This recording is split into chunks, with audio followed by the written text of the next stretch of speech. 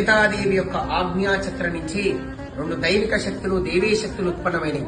అవే శ్యామల, వారాహి. ఇక్కడ ఏంది స్వామి, ఇక్కడ అమ్మవారిని పెట్టిరు, అమ్మవారి దానికి దీపం ఉన్నది, అసలు ఏంది మాకు అర్థమైతే లేదు, దీపానికి ఇట్లా అమ్మవారు ఉండొచ్చా అనేటువంటి ప్రశ్న మనకొస్తే, శ్యామలాదేవి జ్ఞానానికి ప్రతీక. జ్ఞానం అంటే బుద్ధి రూపంలో ఉంటది. జ్ఞానానికి ప్రతీక ఏమిటి? దీపము. ఈమె శ్యామల. క్రియాశక్తి స్వరూపిణైనటువంటి వారాహి ఈ అమ్మవారు. ఈ రెండింటికి ఆత్మ విద్య అయినటువంటి ఆత్మశక్తి లలిత. అందుకే లలితా సహస్రనామాలు ఏం చెప్పారు? ఇచ్ఛాశక్తి, జ్ఞానశక్తి, క్రియాశక్తి స్వరూపిణి. ఇచ్ఛాశక్తి ఎవరు? లలితాదేవి. జ్ఞానశక్తి ఎవరు? శ్యామలాదేవి. క్రియాశక్తి ఎవరు? వారాహిదేవి.